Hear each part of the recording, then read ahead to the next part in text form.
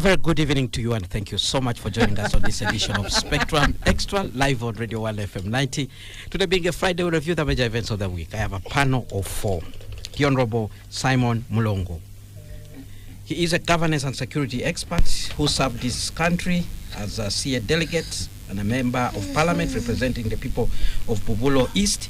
He also served as the deputy head of AMISOM, that's the African mission in Somalia. Good evening, sir. It's a pleasure having you on Spectrum. Good evening, our dear listeners and viewers, and it's very nice coming to meet colleagues again. The very well-known activist, but also one of the very prominent women leaders in this country, and who has become after her. Your work is not to introduce the guest. After her incarceration becomes you want to even take everything. more and more elevated. So good to meet her, and of course my brother Egesa, with whom we have had some interaction in the past, and my sheikh, who is a very good friend of mine. So it is nice again to be here. Well, the Honorable Simon Mulongo has taken everything. He has even introduced the panel. I don't know even what to say. But the only person whose name he did not bring it out when he said the Sheikh, that is Imam Eid Kasozi. Good evening, Imam Eid Kasozi. It's a pleasure having you on Spectrum Extra. Good evening to you. Good evening, everybody. And good evening, special good evening to the panel. Because I hope there are those who lived at our time. You know, our uniform was for men of distinction and women of taste, which I see we are lacking these days. People you expect to be doing the right things have chosen to do what is contrary, just because I don't know whether they want to live the next day. Even when you do that, we'll live, because the one who provides life is different. He's not a person. He's a super being. So please, let us do what is necessary for our country, rather than thinking that when we become bootlickers, when we become survivors, when we become cheerleaders, when we even present ourselves on occasions where our status does not demand us to be, we think we have done wonderful. It's unfortunate. I don't know where to put that statement, whether it is religious or political. Nevertheless, it has been stated by Imam Eid Kasozi, who does not miss his words. And today, we're going to look at a number of issues. First, we'll look at the update on the Protection of National Sovereignty Bill. We all know that Parliament, the committee, relevant committees continued this week to hear views for different stakeholders on this particular bill. But it then emerged that the bill had actually been amended. You know, and when the amendments came out, some people said some of the draconian clauses had been removed, but some stakeholders insisted that this bill should actually be thrown out completely. Now, before we learned about the amendments, some key government institutions, including Bank of Uganda, had opposed the contents of this bill. Then thereafter, we heard from President Yoweri Museveni, who suggested that the bill that had been cleared by cabinet was completely different from what was trending within the public. And everybody kept on asking, who changed the bill that came out of cabinet? But the president actually says that the bill that was tabled in parliament is completely different from what he cleared in parliament. And for him, he thinks that the focus should be on sovereignty of policy making and not about private issues and money. So we'll be looking at that issue in detail. And good enough, we have some people who took their views to Parliament here on the table. They will tell us whether they are now satisfied with the latest version. We know also today we join the rest of the global community to commemorate the International Labour Day. Theme, safeguarding Uganda's progress, empowering the workforce and promoting decent work for competitive enterprise. The national celebration took place in Buyikwe, where President Yoweri Museveni talked among other things, the issues of unemployment, saying there's a problem, a mismatch between what is being taught and what the job market demands. For instance, just a question. If you have a degree in psychology, what are you going to do? If you have a degree in Swaswa, what are you going to do? He actually said people who are offering skilling courses in catering are far much better than those who get those types of degrees. But we also know there are key challenges in the country when it comes to the quality of the workforce, issues of abuse of workers' rights. We have heard about issues of poor pay. There's a demand for minimum wage, among other things. This week, also, we saw the conviction and sentencing to death of Christopher Okello Onyum for the murder of 4 babies in Gaba after a marathon public trial, the first of its kind. We'll be running through some of those things before we actually call it a day. And very quickly, I think we should begin with these 2 issues before we tackle the thematic discussion on the protection of national sovereignty bill. And I want to begin with you, Mr. Egesa, very quickly. First of all, on the issue of arranging names in alphabetical order.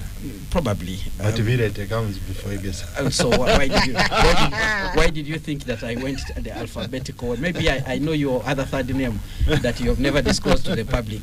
So, Mr. Egesa, I want to begin with you on these particular 2 issues: International Labour Day, but also the conviction of Christopher Okello Onyum for the murder of the 4 babies. Let's begin from there very quickly in a few minutes. And that is okay. The issue of Christopher Okello Onyum, performative justice, should not really take us far. I think they were just playing to the gallery. The judiciary, I mean, he's not the first Ugandan to commit such a heinous act, so I would expect that they would do something that they can sustain in similar instances. There are others that have committed or have been alleged to have committed crimes that have led to the loss of many lives at once. But I think the judiciary, first of all, where they failed the test of credibility is by succumbing to the direction of the executive. It shouldn't be the case. But because the president made a comment and sort of appeared to be directing them how they should go about it, and I think it is the idea of the president that they should conduct a public trial. I think they failed the test of credibility. They fell short of expectations of a functional judiciary. So they just confirmed what I have been saying over and over and over and over, and I don't want to go there today. Probably the president has been talking tough against corruption and saying those who are involved in corruption. Maybe we might start having some public trials, trials of that nature. Take someone. I told you my story with him on corruption when I asked for key names, and then I was never invited again. But don't you think it made sense for this trial to be in the community where the crime? It didn't make sense. What the judiciary just needs to do is to help to give timely delivery of judgments. The whole process from the time the prosecution team moves to court to the time when the ruling is delivered, it should actually happen. The whole trial should be expeditious, not just for one particular case. That's why I called it performative justice. They are just now performing and I mean playing to the gallery. Yeah, and the reason they are playing to the gallery, I think, is to divert people from the political issues of the day. There have been political issues of the day, including the protection of sovereignty bill that we've been discussing. So that was one of those diversionary tactics. As to whether it was effective, I think it is. I doubt it was effective in diverting people, because many people, especially the elites, saw through it and they concentrated on the protection of sovereignty bill. I remember when we first talked about the protection of sovereignty bill on this panel, on this table with you here, it hadn't attracted a lot of interest at the time. But it picked up very fast and people really focused on it, and they were able to, to create a reaction that President Museveni has not seen before. I mean, it only fell short of taking us to the Kayunga moment. I can see the Kayunga 2009 moment. You are very eager to discuss the protection of national sovereignty bill. We will get there. Let's go to Dr. Sarah Bireete. Dr. Sarah Bireete, that conviction of that man who killed the 4 babies in Gaba. Well, I think there were largely procedural concerns and possible failure to guarantee a fair trial. The court was driven by emotions of the people, victims, a community fresh in the morning, you know, the gruesome murder of 4 babies. So that turns court into a spectacle, praying to the gallery, like Egesa has said. But and when you look at the pronouncements of the executive, which took away the independence of the judiciary, because that trial and the circumstances of the mobile court were ordered by the executive, yet the constitution provides that judiciary shall not work under the authority or any direction of anybody, because it's an independent arm of government. If there were pronouncements by the Chief Justice or Principal Judge, it would have been okay. But these were pronouncements by the President, pronouncements by the Minister for Youth and Children, and then the judiciary came running. So there was a fusion or a lot of hijack, and maybe judiciary ceding so much power to the executive in the open. We know that some things are commanded by other circles, but doing it openly makes it worse. So it's likely to really take away the little confidence that was remaining in our judiciary as the arm of government. When you say lack of a fair trial, Onyumu was accorded the right to have a lawyer. He said he couldn't afford one. The state provided. He was asked to make comments. He decided to testify on his own. Even took that decision not to testify under oath. And even at the time of being convicted, he was asked if he had anything to say, including maybe an apology. He chose otherwise. We have had 3 cases where there was so much community emotions. One was at the beginning of the Kanyamnyu trial, after the murder of Kenneth. The emotions in court, the applications for bail were like court could lynch the people who were coming forward to stand, you know, as sureties for Kanyamnyu. And then the first trial of Ongwen, when all victims of Konya atrocities were brought to court, and the lawyers of Ongwen had to raise concerns of security of their clients. So there are guarantees, even when it is obvious that the person has committed a crime, there are guarantees of a right to a fair trial that must be accorded to this person, because they are presumed innocent until proven guilty beyond reasonable doubt. All right. Let's go to Honorable Simon Mulongo. Your quick take on this issue. No, thank you very much. I think the government demonstrated agility, speed, and responsive action against a murder of this nature. To me, the circumstances in Gaba dictated how the government was to respond. One was that we're talking of the infants who had no way of defending themselves under those circumstances. And secondly, it sort of raised serious public anger and demand that there is swift action against the suspect who was actually arrested. So to me, that one influenced the nature of court hearing in such a way that they moved away from the buildings where they normally sit as temples to taking judicial service of that nature to the community with the full view of the community, who followed very keenly what was happening until through the conviction. So some of us would wonder why it was swift, others wonder why the comments were made by the president and so on. But the entire thing is that the president is the chief executive of this country, and courts operate under his supervision. And so if he's concerned, if the matter is... under what provisions of the Constitution? Yes, of the law. The law makes him the chief executive of government. The frame of the Constitution is... Yes, and it's such that all government departments and agencies, he's he has the apex in terms of his hierarchy. The buck stops with him. Yes, with him. And so for him to have made comments, definitely, it's about him, his government, that is actual on trial. The government has just been voted in. If they're not effective, it would mean that the government has lost it out to begin with. even before they are sworn in. So for that matter, the president had to make comments to demonstrate the fact that the NRM government does not condone this kind of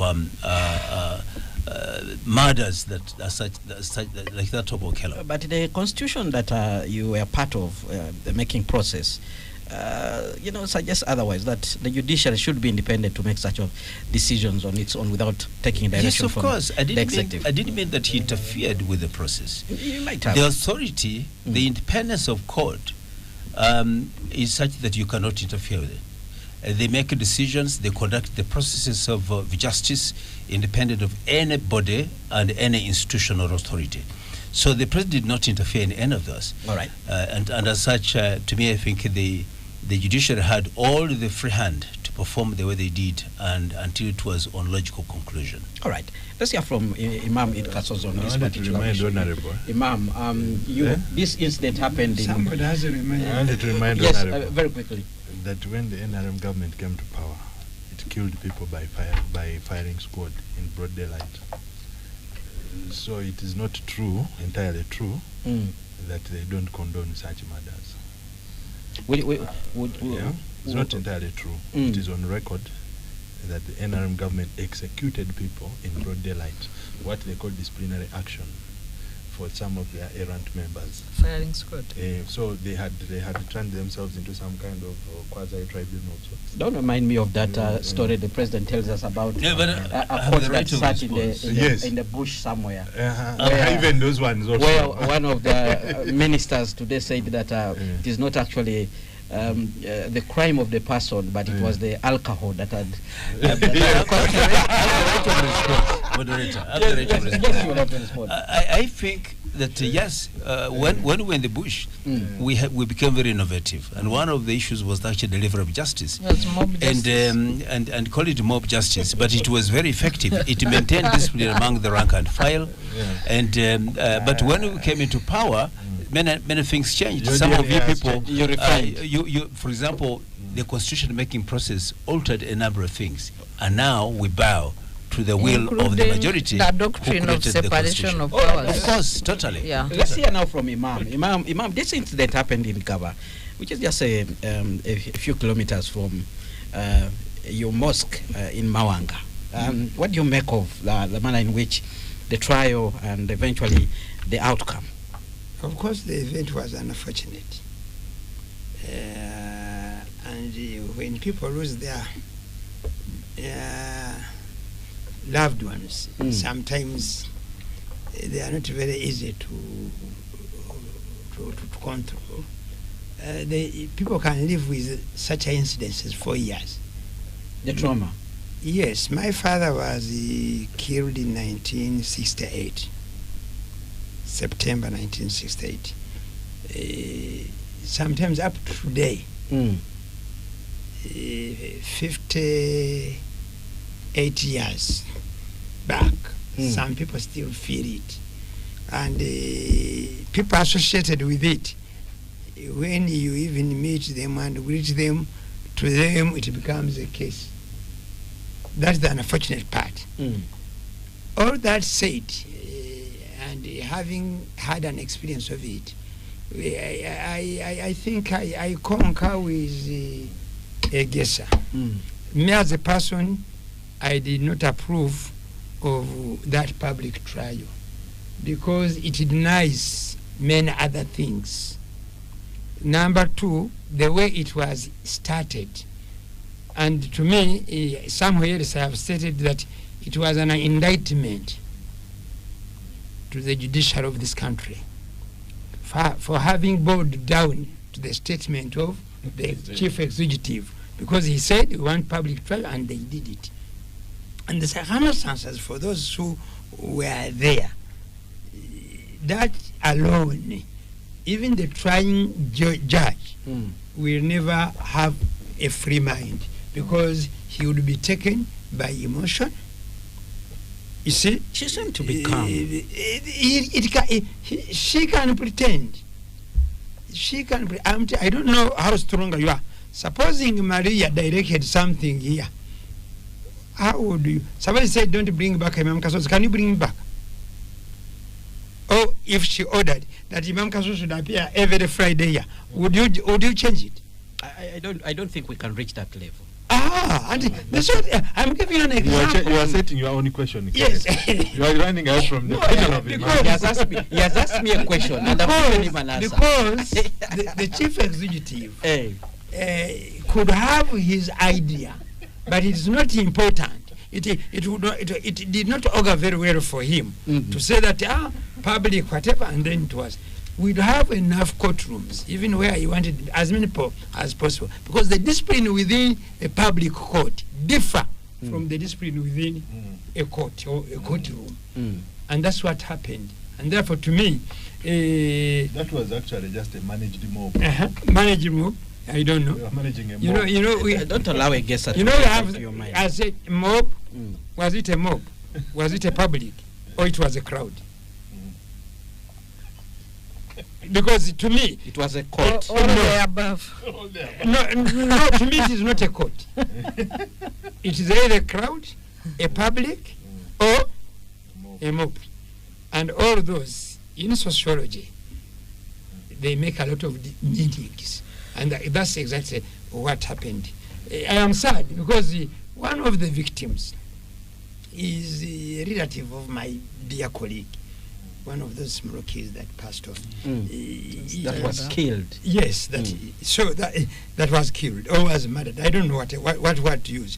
And actually, I was around the place when I get the news. I had trust to the school in the neighborhood where I'm chairman, school management stroke, because there are two schools, and we put new orders because of that event. But unfortunately, people have already forgotten, and it may reoccur. All right. Okay. Then I was asked that they should have let some people kill the man. I don't accept that one also, because every person must be given the opportunity to be heard. I have issues with the size of punishments, because some of the punishments I believe in. Many colleagues I live with, they don't believe in them. But as long as the trial is fair, sincere, and that would be okay. But this trial had an influence. There was some influence, and that back influence may have denied the young man. Because yesterday they were giving the judgment. I was in a certain bank, and people were saying, we want to hear this one. I said, why? Why? I said, because this, I said, the man could have, that he even asked for minute maid, and they give, that is his human right thing. But because the other trials have been silent inside the courts, all those things happen there, but we do not see. You see, the moment the person comes to court, the treatment inside the court differs the treatment in the vehicle from prison or inside the prison, because every area has its own rules. All right. But a public trial in such a case, I don't think it was called for. Spectrum Xtra on Radio 1 FM 90. Let's take a quick break. When we return, we'll continue reviewing some of the major events of this week with the panel. My name is Kenneth Anderson Lukwago. Keep your comments coming via the WhatsApp line 0703 090 090. Well, thank you so much for staying with us on Spectrum Xtra live on Radio 1 FM 90. Keep your comments coming via the WhatsApp line 0703 090 090. Reviewing the major events of the week with a panel of four. The Honorable Simon Mulongo is a governance and security expert who served this country as a CA delegate and Bubulo East Member of Parliament. I also know that he was among those first district commissioners when the NRM had just come to power. I've read something about that. CGR. He has also served as a deputy head of AMISOM, that is the African Union Mission in Somalia. Mr. Leonard Egesa, political and business strategist. Dr. Sarah Bireete, Chief Executive Officer at the Center for Constitutional Government, Pundit on Governance and Human Rights Issues. Imam Kasozi, retired lecturer of Islamic University in Uganda, is also a member of the Justice Forum Party. Now, very quickly, gentlemen, let's say a word or two about International Labour Day before we actually move on to our next topic. let's tackle the Let's thematic go to topic. the other topic. Let's go to this topic, and then we'll come back to International Labour The Day. International Labour Day was a ritual. Towards the end. And on this particular topic, I want to begin with Dr. Sarah Bireete. Dr. Sarah Bireete, you are among the people who went to Parliament to submit your views about the Protection of National Sovereignty Bill 2026. You presented your views, and so did other people, including Imam Id Kasozi, who went with a group of religious leaders. Midway, the bill, it seems, has been amended. President has had his say. I want to hear from you. I did not go with religious leaders. We were Muslim civil society. Muslims, civil society. Organizations. And Those associations. religious council also went separately. The religious leaders are known. They are known. And they presented their case. They presented their case. And Sarah is one of those who took the MPs to the School of Law. I don't know. But let's begin with you, Dr. Sarah Bireete. Are you now satisfied? Because some people believed what you considered as draconian in this particular bill has now been dealt with.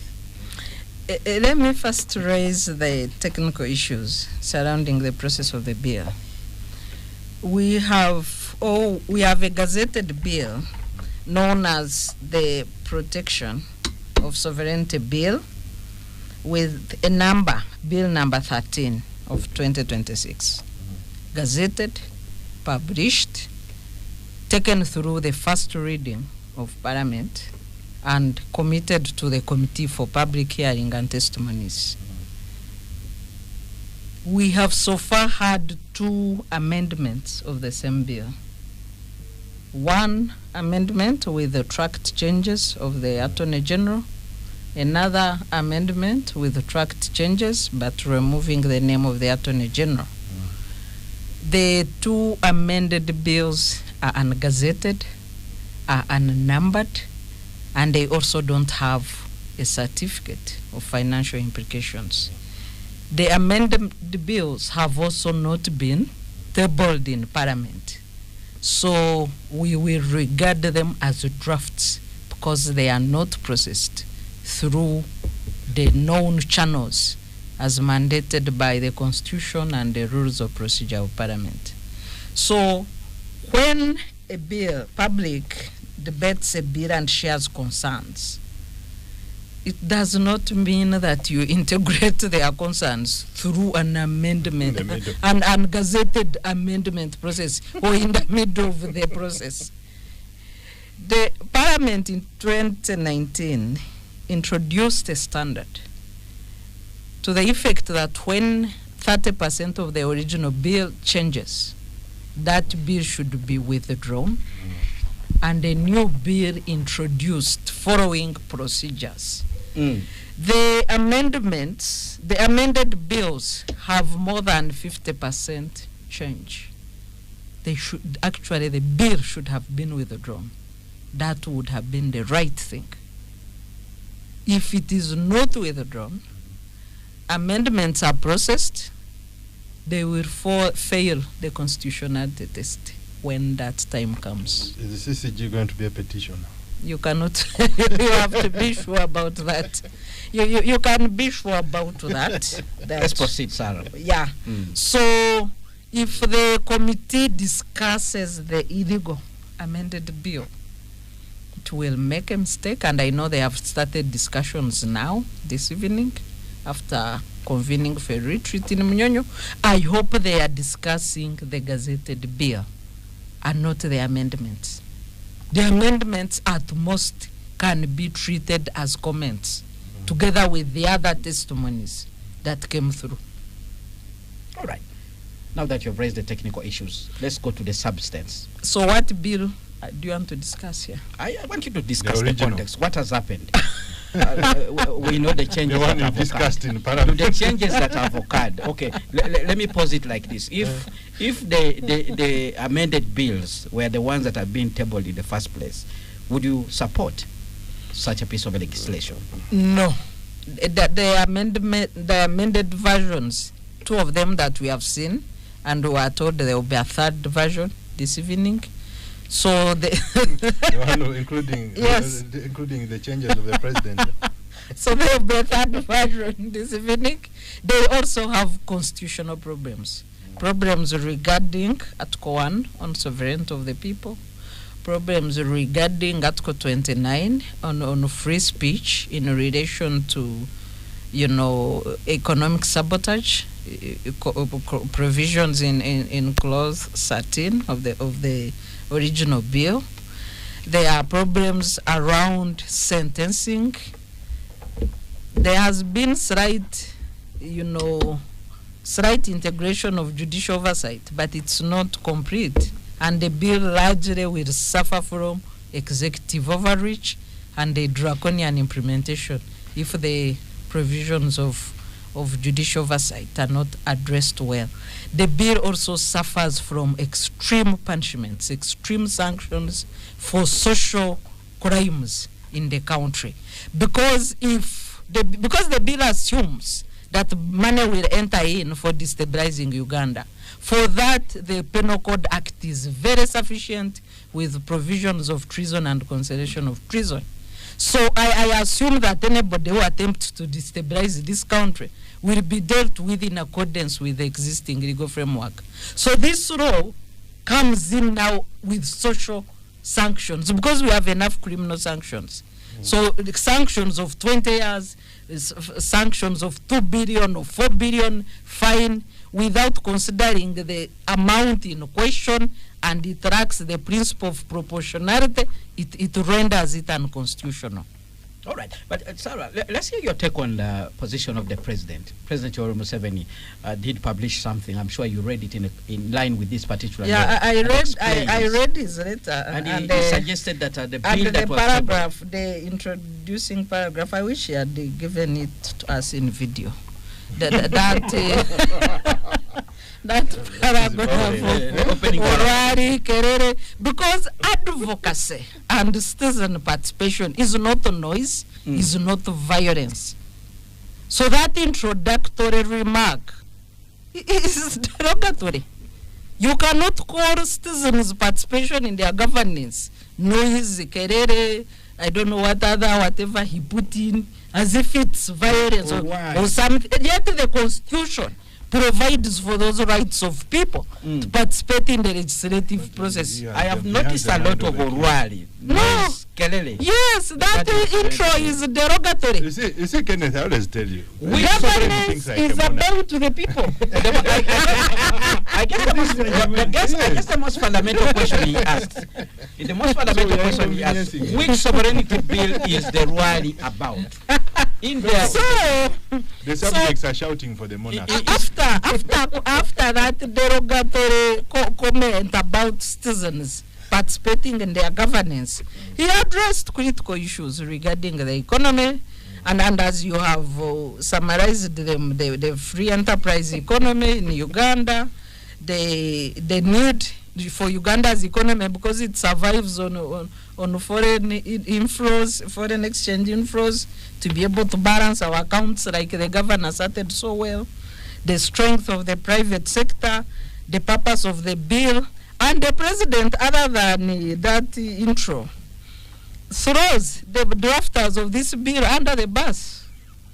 He says that was not his instruction. You know, the process of making government bills starts with a cabinet memo.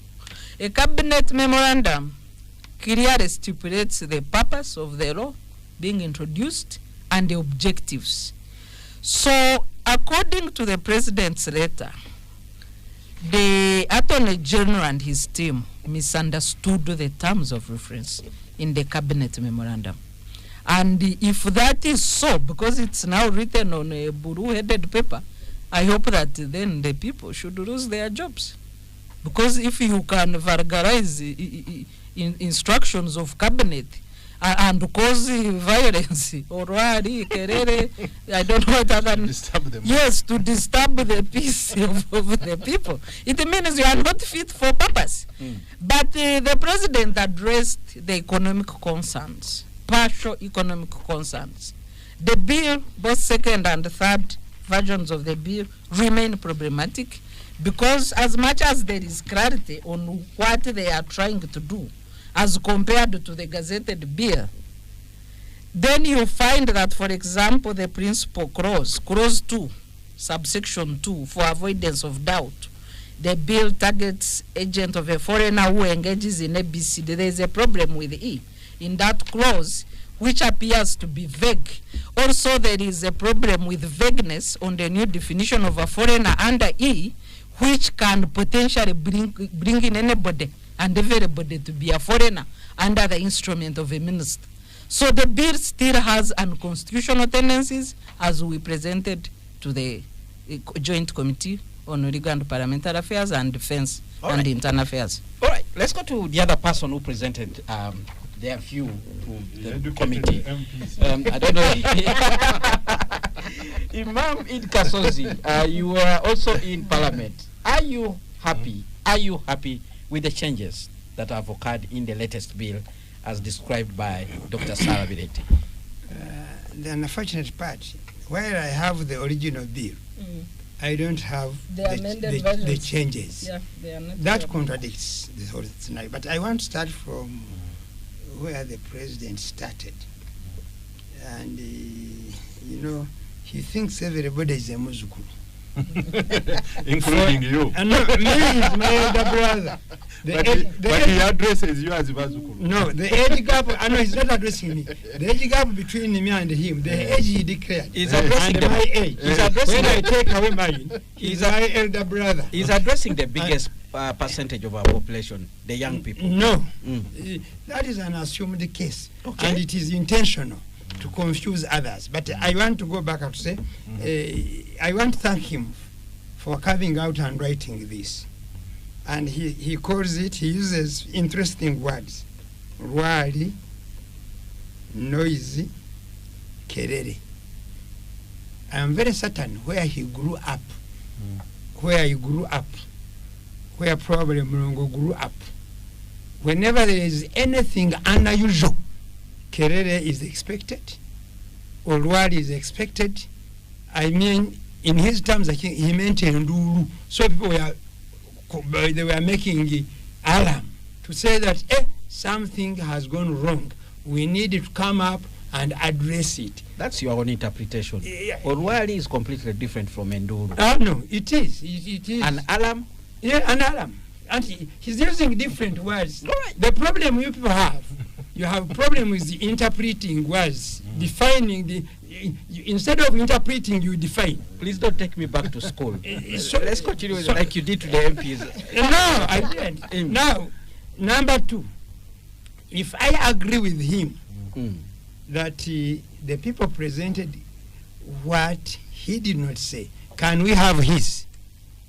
So that we are clear. But the good thing is he reacted to the rally. Yeah, he reacted to it and gave direction. And it means it made sense. It was effective, yes. Exactly.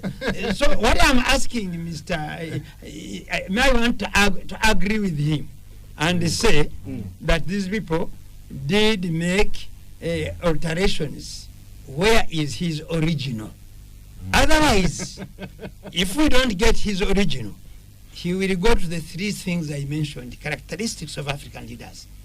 Number one, fearing the people. Now, when people raise critical issues, he calls them morality because of fear. Two, African leaders lie the people they lead. Now he's lying to us that there is another bill. Let us have this bill. I am saying this with a lot of sincerity and respect to His Excellency the President. Unlike some people around him, I don't fear him because I want him to stir Uganda very well so that those who are coming after us, and him being my elder brother, because of the age difference, as I have told you, I think I am a better place to advise him than the Bazukuru. Because when the Bazukuru come to the Jaja, they just play around. That's what I know traditionally. The Bazukuru, Muzanyane Jaja Wama, we just play around. So I don't want to say that the president is lying. And in order to come out of that, let us have his version of the bill. Okay? Three, the other characteristics I said, they cheat. African leaders, they cheat, but they lead. In the process of all of this, are they trying to cheat us? Now we are told that the committees of parliament are now seated drafting Improving it. By A improving, report. are making a report. And now we are asking us, I think Sarah put it better, they are making a report on the basis of what? In the logic we say, when the premise is false and the statement is false, the conclusion cannot be true. It will also be false. Yeah. This is what we are envisaging in the whole of this thing. Therefore, I think it would do us good as a country in order to protect our sovereignty, okay, if we are sincerely told what exactly is going to happen. You see, there are certain things many people want to run away from. If you're in a country where you, in the development they're talking about, in some this thing of called that PDM whatever, in a country where you give 100 million for a year to a parish which has 10,000 people, meaning you have given each person 10,000 shillings, and then you say you want independence, you don't want people to bring in that is called Musevenomics. I don't know. I don't know. So, when you asked me, I want now to give you the am I now? Is it now okay? The answer is no, because I am still strongly standing with those people who say that the bill should be dropped, and then probably they reintroduce a new bill in the next what? In the next parliament. The parliament that is now dealing with this, by the time I was in the committee, they had 15 days. As I'm speaking now, they have 10 days. 10 days to remain. 10, because the swearing in is on the 12th. Today is the 1st. And we have 2 weekends there. Government ends on 11th. Government ends on 11th. So they have 10 days. Ministers have already been instructed to now we are asking, why the rush? Why the worry? Because they fear the people. They fear the people they lead. They lie to them. That's why immediately he came with this document where he's saying that, you know, but I understand the president's problem. You know, President Museveni was unfortunate. He came with the idea of a socialist communist. But by the time he arrived on the scene, the world was changing. And he found himself practicing capitalism, which he does not believe in, and in the process of capitalism, which he did not believe in, he has issues. He has now these issues. And if, for example, if one time get the opportunity and read his dissertation or his comment about Franz Fanon's book, Theory of Violence. It will explain why we are the way we are at this material time. Therefore, for me, the bill is still unwanted. In agriculture, it is a weed. And in history, it is an invader. Let's go to Mr. Egesa. Mr. Egesa, I don't understand why you're so happy with the comments of Imam. Maybe you want to yield your time. We can move on to another person. You seem to associate with what he has said. This one, Imam and Dr. Sarah went and educated the MPs. Me, I didn't. So the only platform I have to educate Ugandans is here. All right, let's hear your quick thoughts on the changes that before I actually comment on what the president has written, let me start from the naming of the bill itself. Now, when you study political nomenclature, you discover that it is rooted in deception. Politics, politicians have a tendency to give names that are opposite to what the things are in reality. So when you hear Protection of National Sovereignty Bill, the actual bill is Anti-Sovereignty Bill of Uganda. That's how you interpret it. So when you're interpreting names in politics, that's how you go about it. And I'll give you another example. The actual name for the country we call North Korea is the Democratic Republic of Korea. Korea. Is it a poster child for democracy? Your guess is as good as mine. We even have Dr. Congo. That's what I'm coming. So then you have Dr. Congo, Democratic Republic of Congo, which is anything but democratic. So it's the same thing here. When they say protection of sovereignty, the moment a politician brands something, just know he's intending to do the reverse, the exact opposite of what they have branded it to be. So that's one thing I wanted to start with, so that we put it into context and know that this was a bill that had been drafted to rob the sovereignty of Ugandans and hand it to the executive. Yeah, under the guise of saying the Minister of Interior will do A, B, C, D. Yeah. Now, unfortunately for the drafters or the promoters, there was a spirited resistance from the civil society. There was a spirited resistance from different quarters. Why? Because the drafters had a very bad relationship with knowledge, and I'm talking about basic knowledge. You see, I have said here before that at one point I found the president having a bad relationship with the truth. Yeah, but in this particular case, the drafters of the bill had a bad relationship with the knowledge. High school economics. In high school economics, topic number 4 during the time I was in high school was the structure of Uganda's economy. As soon as you finish national income, they will now introduce you to the structure of Uganda's economy. Now, you look at the structure of Uganda's economy today, yeah, you would not come up with the contents of this bill that they have been ably prosecuting in Parliament. Yeah. So, if you look at Uganda from the lenses of a private citizen who is, for example, engaging in a private sector, like myself, you will understand that there are 3 ways in which you can make money. One, you work with the government, which is foreign funded. So if government is your biggest client, you will be sure that you will make money. The second one is to work with the Saras in the civil society, who are also foreign funded. Yeah. Then, if you don't work with these 2, then you will end up working with the diaspora community of Ugandans. Yeah. Now, who are also now being branded foreigners. Or private Yeah? sector. Yeah. Get money from foreigners. Yes. So at the end of the day, that's why I'm saying the guys who drafted the bill, their relationship with the knowledge, I cannot really vouch for it. So they did not understand the current state This of bill came Uganda's from economy. cabinet. That's what the president told us. But he denied it. So are you saying that we have a shortage of people who are economic illiterates in cabinet? Are you saying we have a shortage of economic illiterates within the government civil service? You don't say.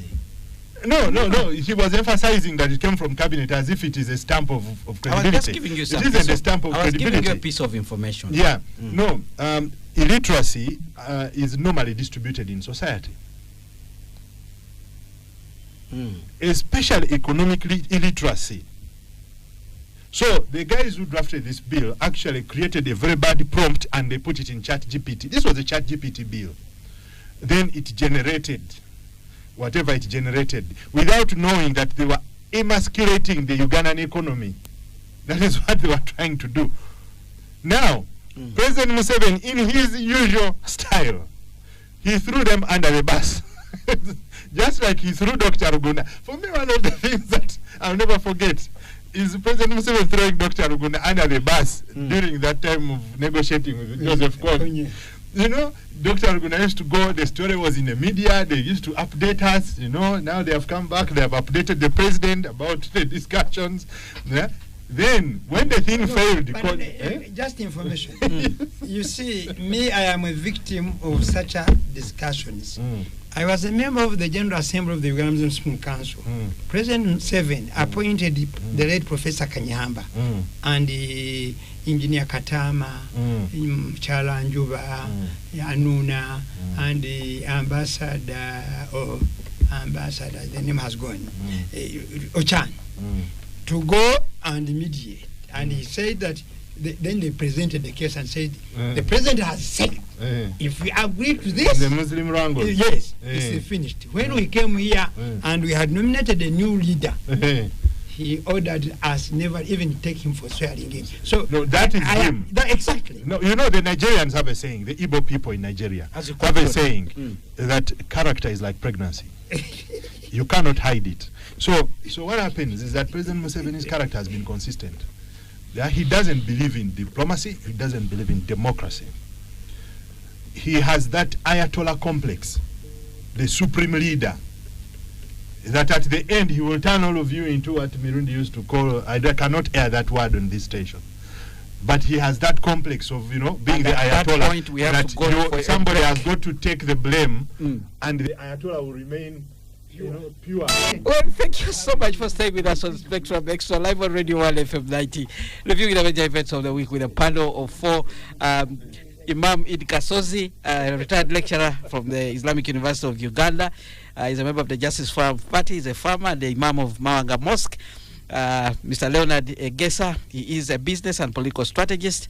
Also in studio, Dr. Bireete, Chief Executive Officer at the Center for Constitutional Governance. He's also a pundit on governance and human rights issues. And the Honorable Simon Mulongo, governance and security expert, served as a member of the Constituent Assembly, where they made constitution. He also served as Bobulo East Member of Parliament, and was also deputy head of the African Union mission in Somalia. Now, let's bring in Honorable Simon Mulongo on this particular issue. This bill, Honorable Simon Mulongo, the changes, the twists and turns, the contribution by the different stakeholders, and finally, we are where we are right now. What's your take?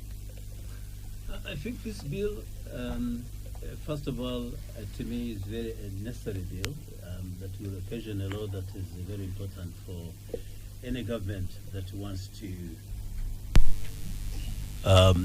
to manage the relations between its own people, the government, and other actors outside. I did write an article in support of the bill, but also pointed out some clauses that I thought would require that they are refined or adjusted.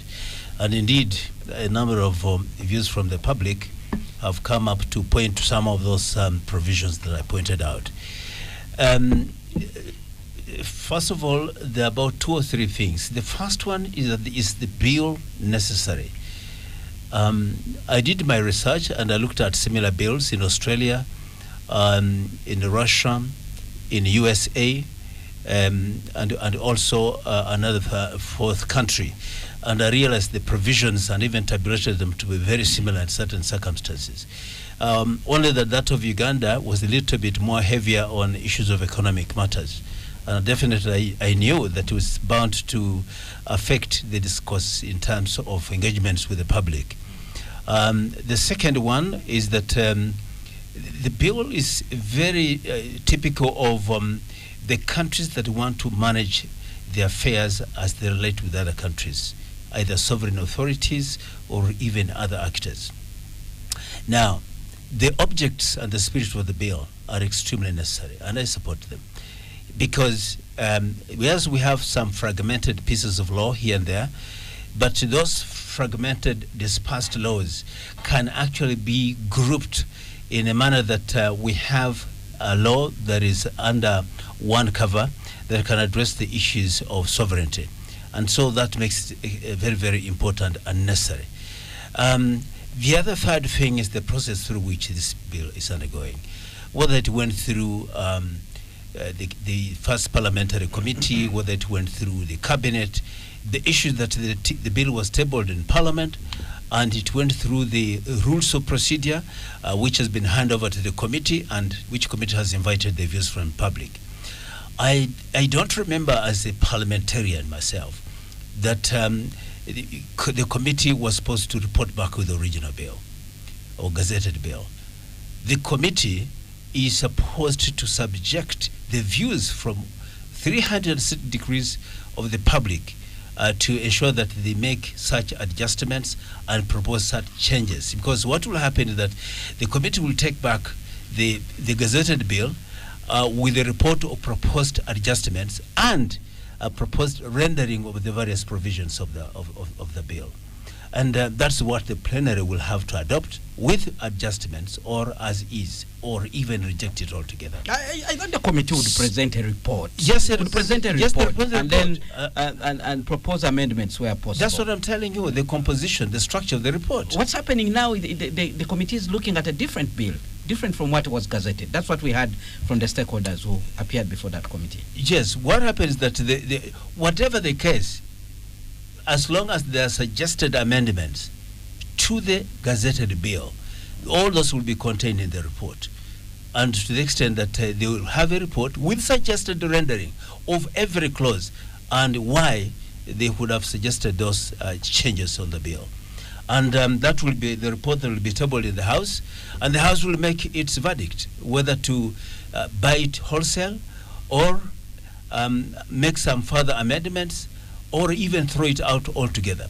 So to me, there's nothing wrong with the process as it is going. And I think the president's call is also to respond as the CEO of the country. He's the head of the state, but also head of government. If he has been hearing of the complaints, some of which have gone to the committee, but other petitions have gone to him directly, and he cannot just sit there and relax. I would like to reject and debunk the arguments that that is typical of him, that he's been doing that as a matter of playing tactics. I want to state clearly that the President Museveni, a good leader of that magnitude, should not be predictable, so that people can make games and predict how he must react. He should never be.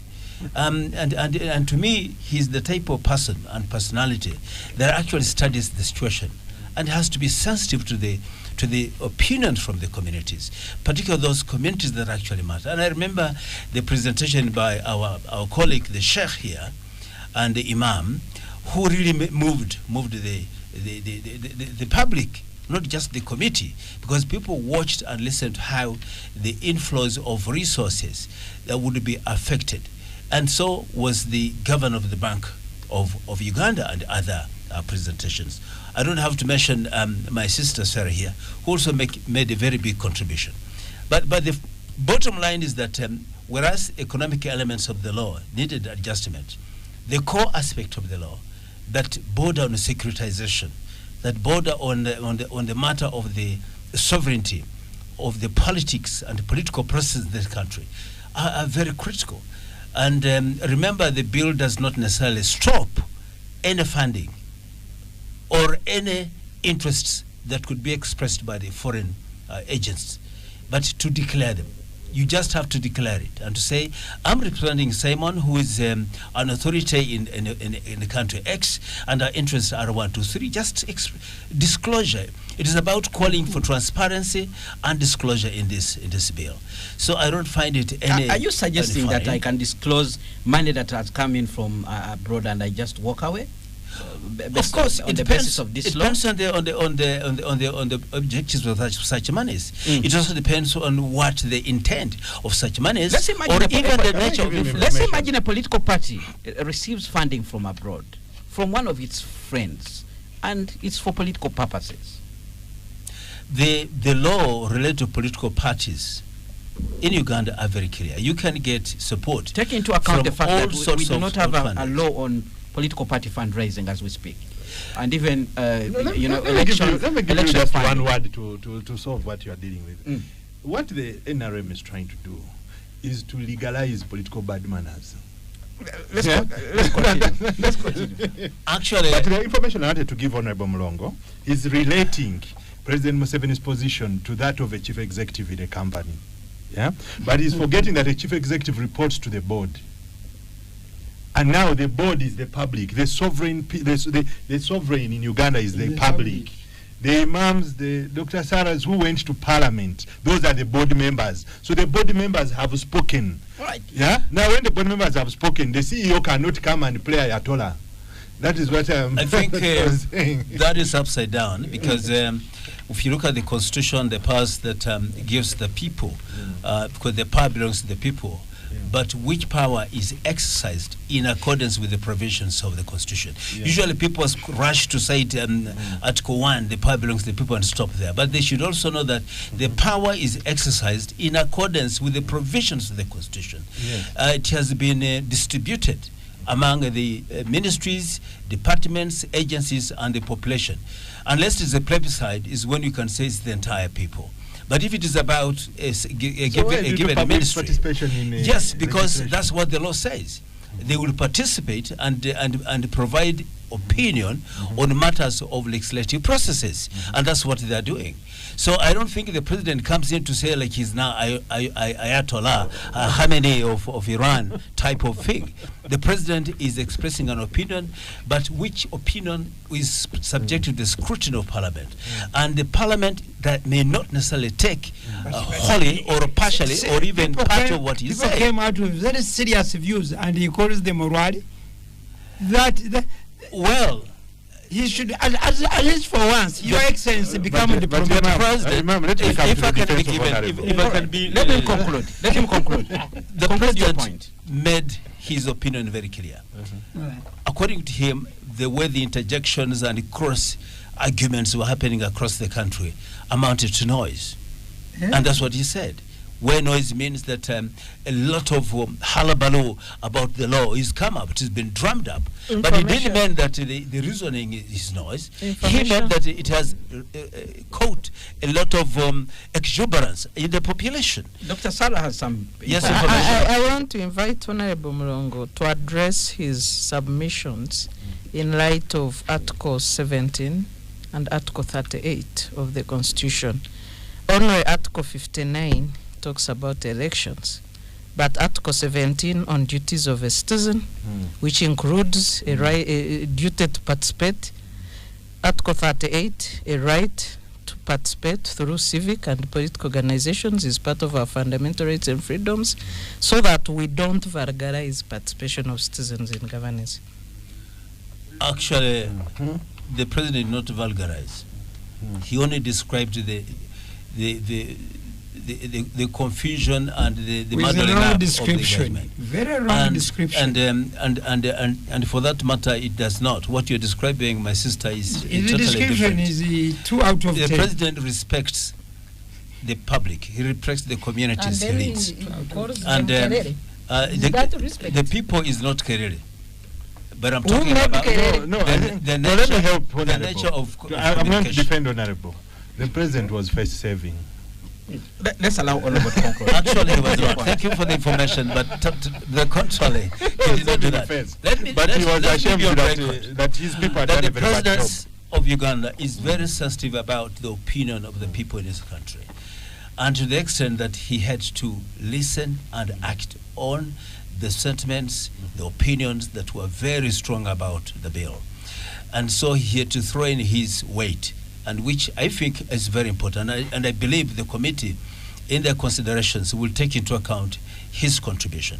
The legal and legislative processes in this country are such that the parliament does not work alone. They work with the wider public to make an opinion. And to me, the public has made a contribution, and expect that the report that will come out of the committee will have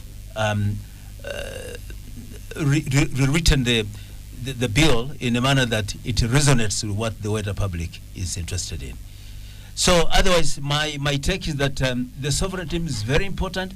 I know we may have some different opinions about this, but sovereign states, to be sovereign, must have such legal, institutional, and other measures that will ensure that that sovereignty holds. Because if you allow the external interferences to happen unhindered, then actually you are as good as naked. And that's very important that we have this bill with the suggested amendments done, but we retain the spirit and the key objectives of this bill. Kenneth, all right. You want to ask honorable question?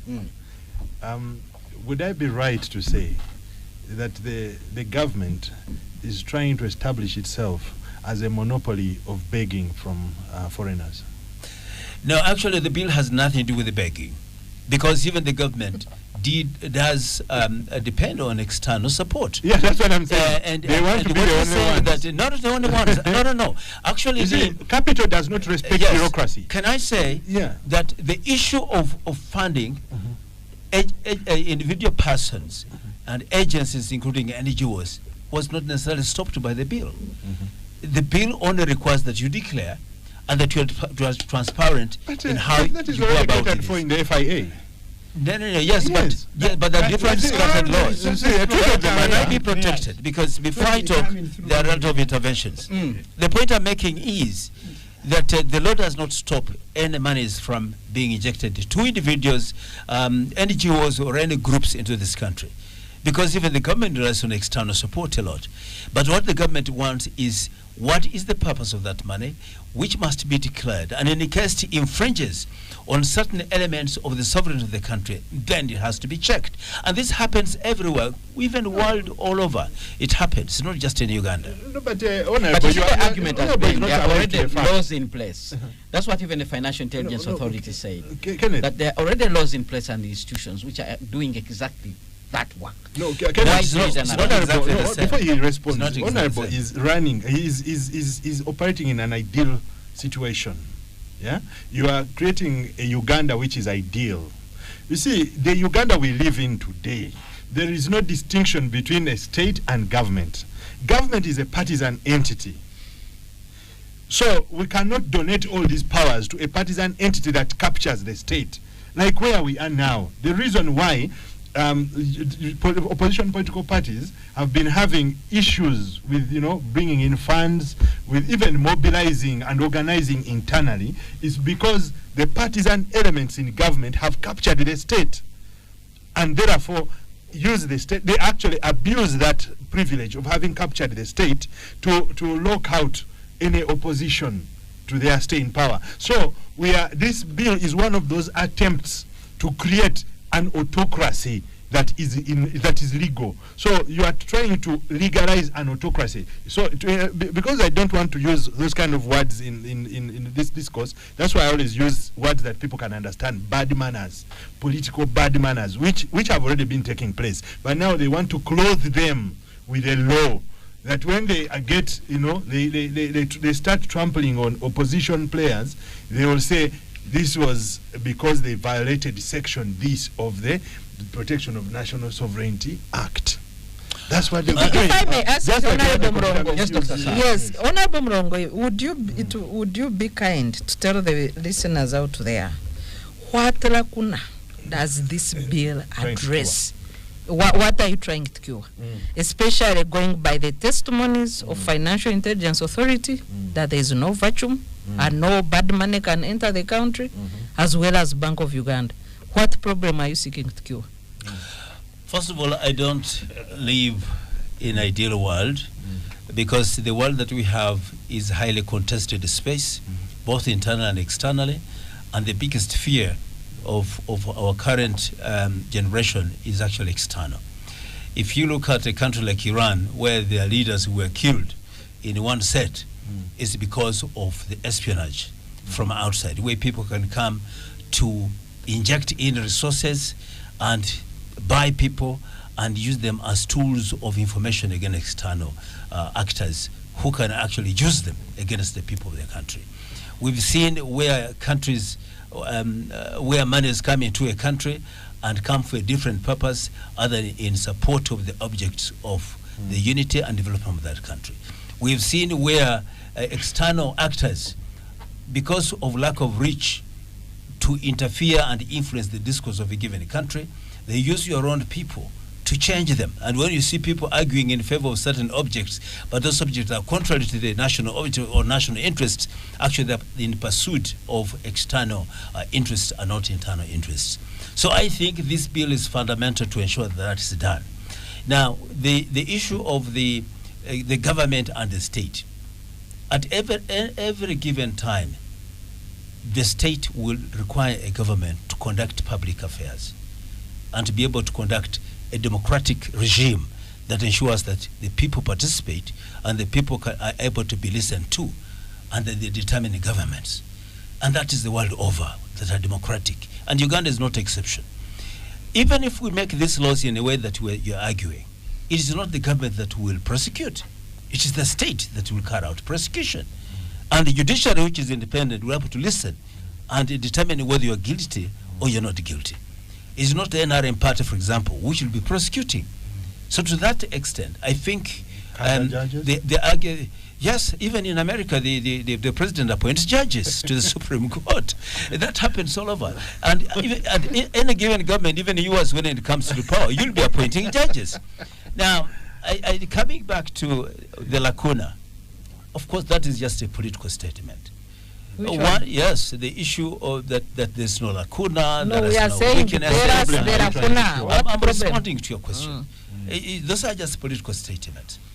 Technically speaking, when you have the law scattered all over, and some of which is looking at crime, and some which crimes are just purely monetary, and that's not related to political crimes that goes with it, it creates a lacuna. And I think this law combines what is missing in other areas, the scatteredness of the provision of the law in various acts that are all over, brings it under one cover, ensures that there is coherence, there is well-coordinated composition of the laws related to the acts therein. And I think, my sister, unless you tell me, you go provision by provision of the bill, and tell me how satisfactorily is provided for in other laws, then I can believe you. But I know it is not. Let me ask one last question. Imam has not said something for quite some time before you ask your question. Imam. I want that just one answer from him. Please, before you go to Imam. Very quickly. The thing is this. There are so many laws that have been contested and advanced by the NRM government. I will mention a few. The Anti-Homosexuality Act. We have had Anti-Money Laundering Act. We have had Computer Misuse and the Amendment Act of the same, which was actually nullified. The amendments were nullified. On technical grounds. Yeah, so I want you to tell me, how many convictions have we secured from all these contested pieces of legislation? Actually, that's the very reason you why. See, you always passionately defend them, just like you are passionately defending this one. Yes. Because you know the reason why we have never secured any conviction. Because of the question that Dr. Bireete has just asked you. You have no vacuum. There is no problem in society. There is more to eat. There is more to eat. Let me side for a moment with Honorable Mulongo. That when you create a law, sometimes it's not only for prosecuting but also to deter. Maybe some people heard that there is that kind of law and they decided not to engage in crime. But now you are engaging in speculation. But I think let me answer him as you go. I think it is true that some of those laws may not have secured convictions. But they have got political abuse.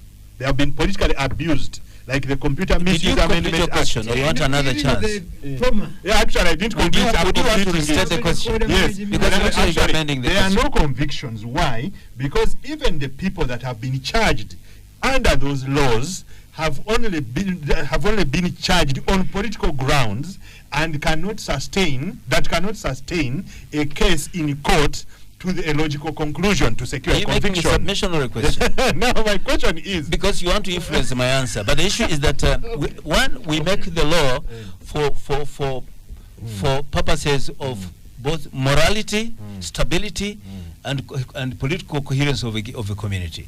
Now, the technicalities of whether we can secure convictions, now that lies in the judicial processes. Sometimes it is the way we manage evidence that becomes a problem. Sometimes it's the way the judges could have their own opinion that is biased, and sometimes it's the weaknesses of prosecutors. So I don't think that can be used as the only yardstick to debunk a law and make it a bad law. I don't think so. Right. Imam, let's hear from you. You've heard around the table the arguments that are being made, and Dr. Sarah concludes the point by saying the law is bad, it should be withdrawn. As somebody who went before this committee, presented your views, what will be your conclusion on this particular issue? My conclusion on this bill is what I concluded then, that the bill is haram. That is the number one. And what is haram? by the mere fact that they have changed certain phrases does not make it halal, because haram, whether a drum of waraj is haram, even a tot of waraj is also haram. A tot in a drum. Yeah, a small tot. Because a tot is just a few liters. A drum. If you drop it in a drum of water, so it makes it haram. Okay. Therefore, that's the Islamic perspective. I call it the poison theory. So when you look at this bill, my conclusion, my simple conclusion, is that the bill has the following potential.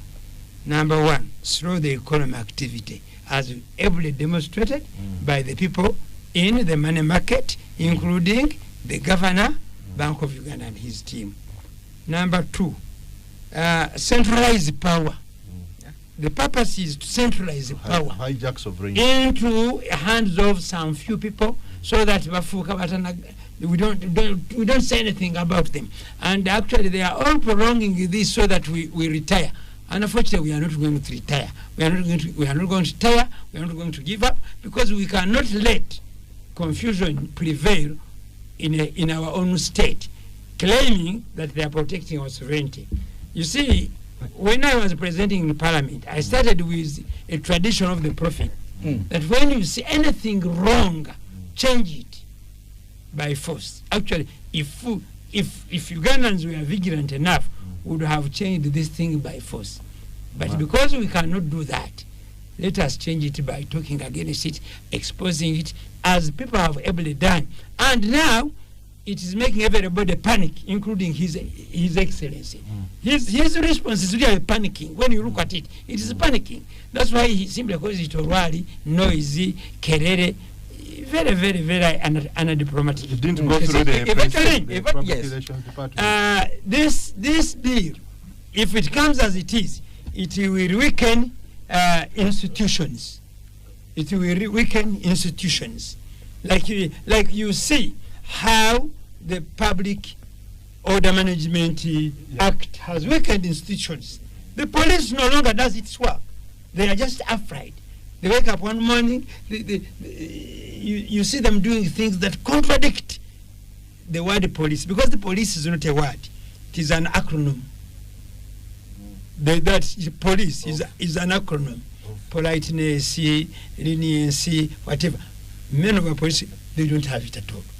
You see, order, they are orderless. Number 4, reduce trust. This business of saying that we declaring, it's okay, but the trust that our people have been having, people have been investing here, is going to reduce. Because if it is the original thing we are discussing, they say that even employees of the, you see, like for example, I don't know how I am going to stop being an agent of a foreign army, because I am in community work, okay, in various aspects, treating people, raising resources to construct wards in hospitals, funding water systems, helping people to begin some little business. You see, there is an example I didn't give, let me give it here. In one of the projects provided by that so-called foreigner, a partner, who probably his intentions you may know, was constructed in Kangole, a water well. When I was recent there, people are using that water well to irrigate. And then the women who have their small gardens around and irrigating using this water, they told me we no longer have problems with school fees of our children, because they can grow those vegetables which grow in, you know when you cultivate it during dry season and you water, instead of a crop taking 3 months, it takes about 1.5 months and it has matured. So it 3, discourage investment. This business, it will automatically discourage investment, because people will say, do we invest here in such a circumstance? Supposing I am declared a foreigner or an agent of a foreigner, what happens to my what? Because one of the things is to confiscate, lastly, limit expression. They don't want us to talk about anything. They are saying that it is a monopoly. Policy, advice, ideas has never been a monopoly of an individual or a particular institution. Human beings were created as free thinkers, and everybody has the ability to think. What you as a government, what you need to do is to prepare counteracting what you think has been poorly stated. And that's exactly what we are saying. When they stated theirs wrongly, we are counteracting it with facts so that people come out and realize the importance why this bill should be thrown in the dustbin. Spectrum X on Radio 1 FM 90. We're going to go for a quick break. When we return, we'll sample some of the comments that are coming in from you members of the public as we continue reviewing the major events of the week. Stay tuned, Radio 1 FM 90. Keep your comments coming via the WhatsApp line 0703 090 090.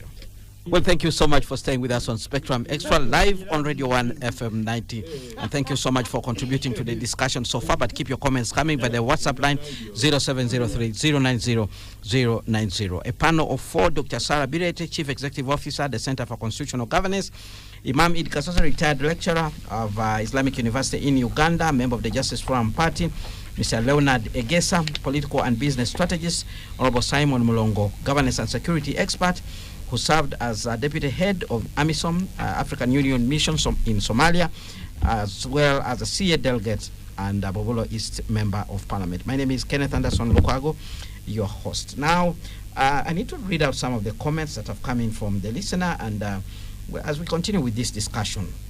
Ham from Entebbe writes in and says, my question is, why can't we have those boys arrested in 2021 in Kalangala also tried at the same speed they tried Okello? Record speed of 3 weeks between the crime trial and sentence. I guess the executive wants to keep them in jail intentionally. Imam, thanks for representing our Islamic concerns during your presentation at Parliament. The president denied bringers of the bill before the president denied the drafters of the bill, he says the bringers of the bill, before the crowd 3 times. That's Sami in Entebbe, talking Islamic, but also talking about facts of the Bible. He's very informed. And then somebody is correcting me. He says, Kenneth Anderson Lukwago, no, he became RDC after he lost in the 1996 election. His first station was Jinja. For information, the impression that he gives that he was in the bush is wrong. He was not there. That's somebody talking about. I thought when Honorable Mulongo was referring when we were in the bush, as somebody who belongs to the group that is. The bush does not mean going to the bush. There are people who didn't go to the bush, but they did a very great job. There was that external wing. No, even internal collaborators. The one who were involved in Kelele. You see, me, I once chaired the Old Students Association of Old Kampala. Yeah? I once chaired the Old Students Association of Old Kampala says. Then I asked myself, why is it that it is the only school with the highest number of generals in Uganda's military and Rwanda's military? Only to discover that for a long time, the head teacher of that school was running a cell within that school.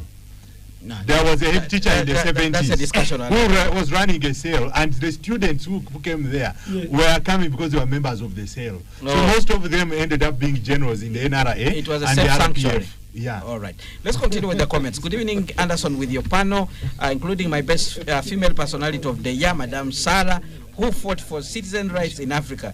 This so-called sovereignty bill has been unpopular in the whole country, and that's why even its owner, the president, said they changed what he told them. Opposition apologies are interesting. They are so opinionated and with intellectual dishonesty. We have one president who is in charge of the leadership and accountable to the people. Open calls are not new in the world, and if the people wanted it, who wants to override that call? When the sovereignty bill, it generated the panic amongst illicit operators of CSOs who want to overthrow a sitting government in their dealings. Uganda sits at a strategic geopolitical crossroads: oil development, regional security, refugee hosting, agriculture, mineral potential, and a growing young population. This naturally attracts external interests.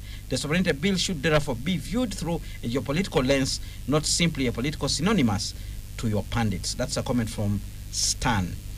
Another comment, what we have today is the presentation of true lies.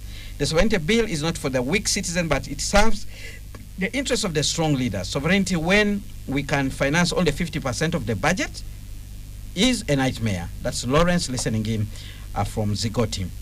Thank you for the program. I want to know what kind of food does people like Honorable Mulongo and Sivambi eat, so that we keep it away from our children and the country at large. Otherwise, Dr. Sarah, keep on the amazing work of educating the generation, probably before being rearrested again. God forbid. That's a comment from Mike. Hello, can Honorable Mulongo clarify who is putting the sovereignty of our country more than his government, which has borrowed beyond its means to pay, inviting foreigners to interfere in our economics? How can we be sovereign if we are economically poor? I think this is really about something else and not sovereignty. That's a comment from Anthony. Drane writes in and said they tried to gag NUP by denying them their lawful funds from the state and ban Chagulanyi from singing, thinking it will deflate Bobby's campaign efforts. When they failed, now they want to cut off the source that enabled Bobby finance his campaigns and won them to their surprise. This is simply a political bill to enhance their grip to power. Well, gentlemen and lady, that's feedback that we're getting in from the listener. Honorable Mulongo, I think you should go first. There were some comments which were directed to you. You should first give us his meal plan. First of all, I thank the listeners for being very active, and I think this shows how this bill has managed to raise a lot of engagement by the public towards it. But to me, as a person, this bill is about those who support it and those who don't support it. And either way, nobody can criminalize or make it a sin. It is about our opinion, our thinking, and conviction. And I'm convinced that the law is very, very important. Secondly, when I talk about government, indeed, you did actually interject yourselves. I've been associating myself with this government since 1982. And that doesn't make me anything like... they were not a government. They were rebels. Yeah, the government started from 1981. Starting from the bush and getting to power. So you are supporting NUP now, because the NUP also said the government started in 2020. Exactly. NUP have their own government, which they started as an idea. And the president actually refers to the idea of the young students that actually started in 1966 during the discussions at schools. So the idea came before it was sworn in as a public government. Yeah, but I just wanted to say this because we came to an end. That really this bill, what it does substantively, one, it creates a formal legal category of agent or foreigner with obligations and liabilities, which is not anywhere in other legal provisions. The second one is centralizing the control of all this, because I told you that there's a lot of scattering. And for that matter, it gives one central focal point to be able to take charge as a line government program in terms of matter of national security in relation to. So Bank of Uganda should report to on matters of department. This, on the matters of this, not a department. The ministry is not a department. They are creating a department of peace and security. So Bank of Uganda should report on such matters. For example, to a department in a ministry. I can tell you that if there, for example, there is a fraud in Bank of Uganda, there will be a department which will deal with it in Bank of Uganda. So it doesn't mean that Bank of Uganda is so independent that nobody can ever go there of other functions related to activities of its functions. No. Have you ever read the provisions of Bank of Uganda in the Constitution? Yes, I did. And I was the vice chairman of the Committee on Finance. Yes, but you could have forgotten out of so I've not forgotten. The mutilation. The other one is Bank of Uganda is in an independent constitutional autonomy and does not report to anyone. In the performance of its duties, the Bank of Uganda is independent to any individual or group or authority. It's independent. Including but if it breaches the law, which law? If it breaches the law, in the course of its functions, it comes under scrutiny by other actors. It does. Like under courts, under judiciary. When you had recently the issue of loss of certain monies. Excesses of Bank of Uganda are checked through courts of law. But you cannot subject the governor to report to a department. But even if it is the subject court of law, who prosecutes it? Somebody must investigate. DPP is an independent authority. Exactly, but they're not Bank of Uganda. It's not a ministry department. You are getting it wrong.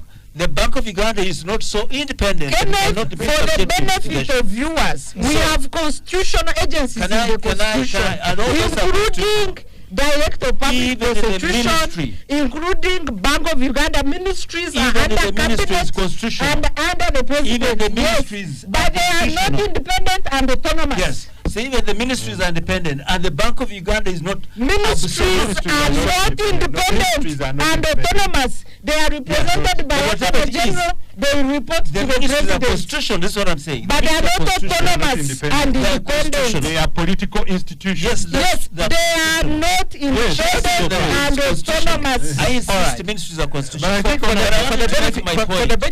Honorable needs to consider that point. He is misleading viewers. No, in Parliament, on constitutional matters. Tell people to withdraw. Yeah, you need to withdraw. He needs to withdraw. Yeah. All right. I think we have people out there who are listening to us. They will eventually judge who is telling the truth. But yes, I was just explaining the significance of this law, given that there are provisions of similar provision in other laws. And I was telling you that one is that the foreign agent framework is not anywhere and categories stated in the laws of this country. The other one is centralized control, where we have the scattered laws having one focal point for purposes more effective coordination and oversight. The other is security framing. To me, this bill reclassifies foreign linked activities in this country that are likely to pose danger to the sovereignty of this country. And that one is not. Which one? In your government of the Bush in 1982, yes, those weapons that came from Libya, how do you describe them? Exactly. Since it happened, you don't want it to happen again. You know, but can I just proceed? No. We don't want you to proceed. No, Honorable, it is not fair for you to proceed without clarifying some of these things. Okay. We are actually trying to help you build your points better for the listeners. Yeah.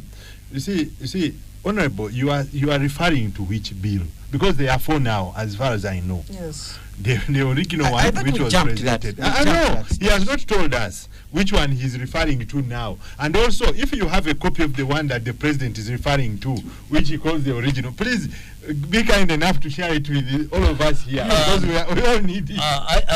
I just made my notes here about the gazetted bill. From the gazetted one. And as proposed amendments. But the fundamental question that were raised by Sarah and some members insinuating during the questions, the question and the question session, was to the effect that we have adequate legal provisions. We don't require this bill to be passed into law because they're adequate. I'm telling you the inadequacies.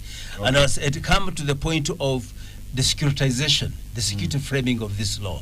In other words, it gives the security impetus to the legal provisions that we have. And this becomes very specific, that it becomes, in terms of security, injurious to the sovereignty of this country if it is not given, is not passed. The other one is criminalization, expansion of criminalization. Yes, we have criminalizing articles in various legal provisions, but this one introduces offenses like promoting foreign interests against Uganda, economic sabotage, and disruptive activities, which are not very categoric in those other provisions. So I think that when you teach Chinese at a university, what are you doing?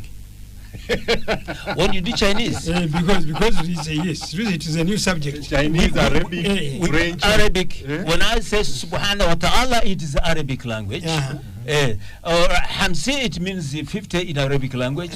But it depends on how you apply it. If you apply it to mean your money in the village, you are counting 50. It doesn't have any foreign disturbance. But if you use it for purposes of infringing on sovereignty, then it becomes an issue. Which sovereignty are they infringing on? Totality, total sovereignty of both the people, the government, and the institutions of this country. All right, we need to move on from this particular topic as we move closer towards the end of this discussion, and I want us to speak to International Labour Day. We had the commemoration today in Buikwe, and one of the major statements from the speeches there was the fact that President Yoweri Museveni blamed the unemployment rates, the higher unemployment rates in the country, on courses that are not aligned to the reality of the job market. Universities are churning out people who cannot find jobs. He gave an example of somebody who offers psychology, and he says yes, he met some students recently who had offered psychology and swasa, and he asked them, what can you do with psychology? Does the president have a job? Answer. Before you go further, does the president have a job? He's the president. Is it a job? We are thinking along the same lines. What did he study? You see, that it depends on how you interpret it.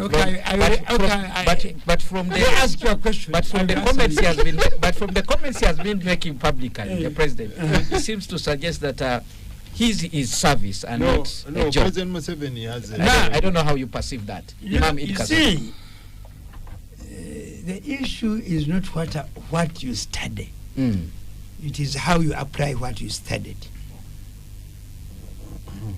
Because whatever knowledge they give, if you receive the knowledge, that is if you went to school and you did not go through school, because that's where you have a problem.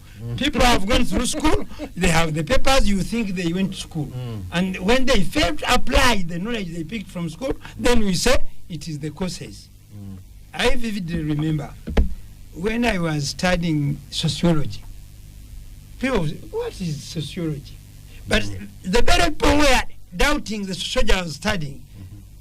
Every other day, they come for consultation.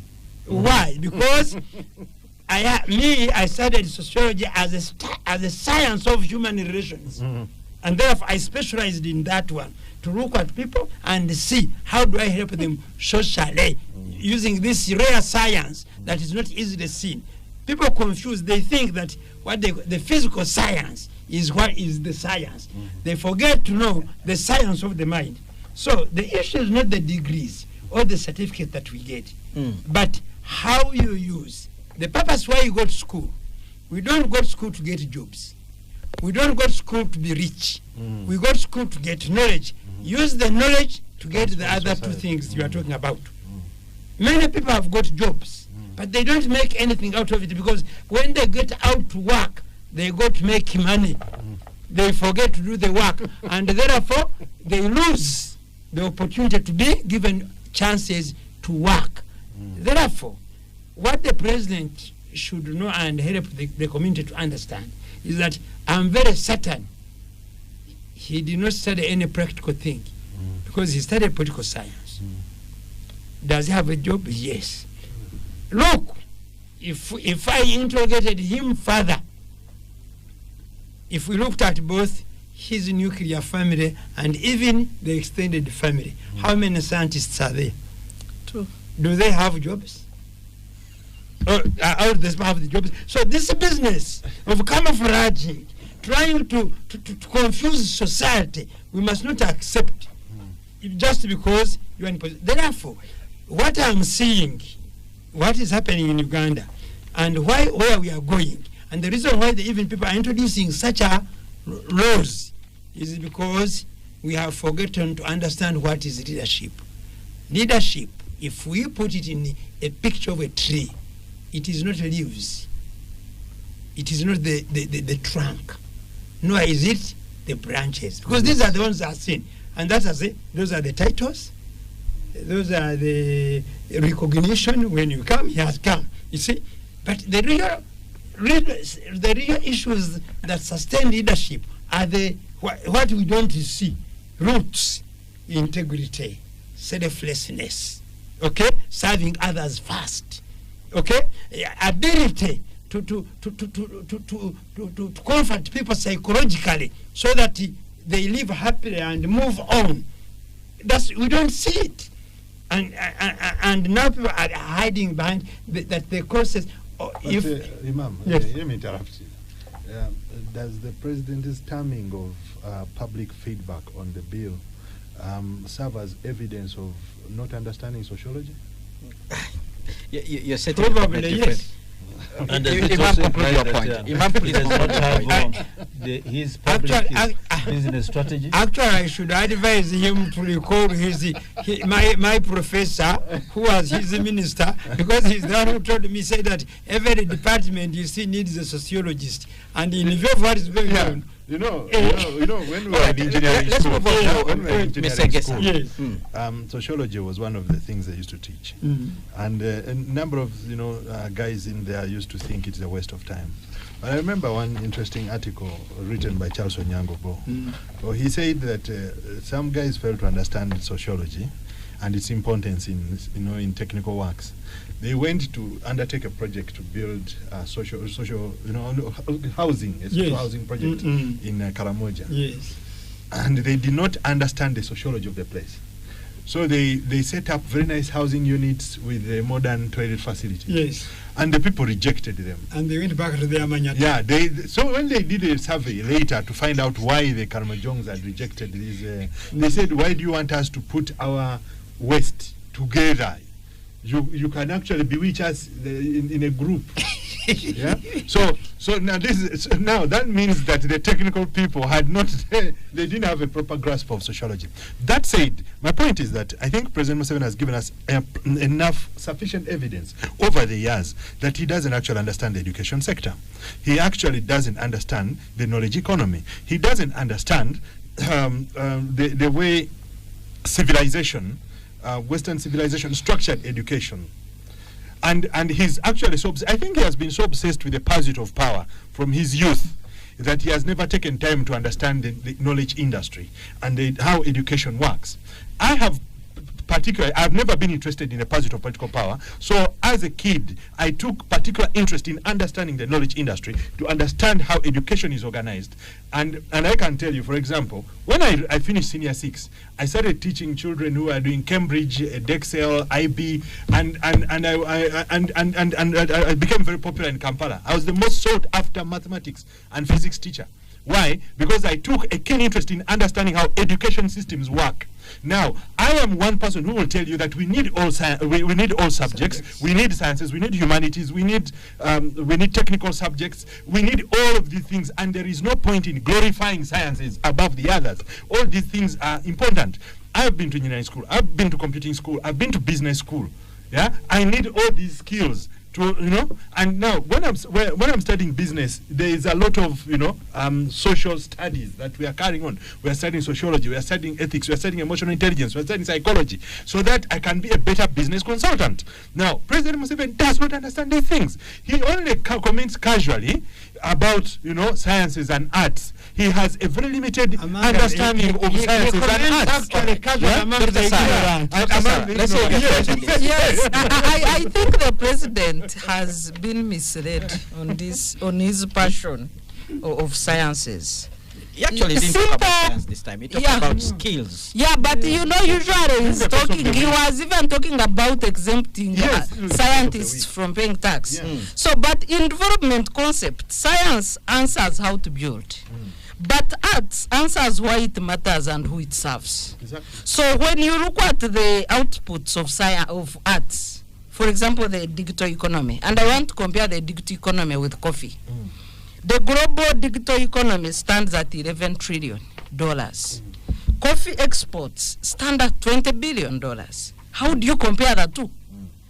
And if you are going to fight for Uganda's share or Africa's share in the global economy, where do you put your strength? Of course, we need all of them, but the bigger money is in the arts, is in the soft power, and the creative industry.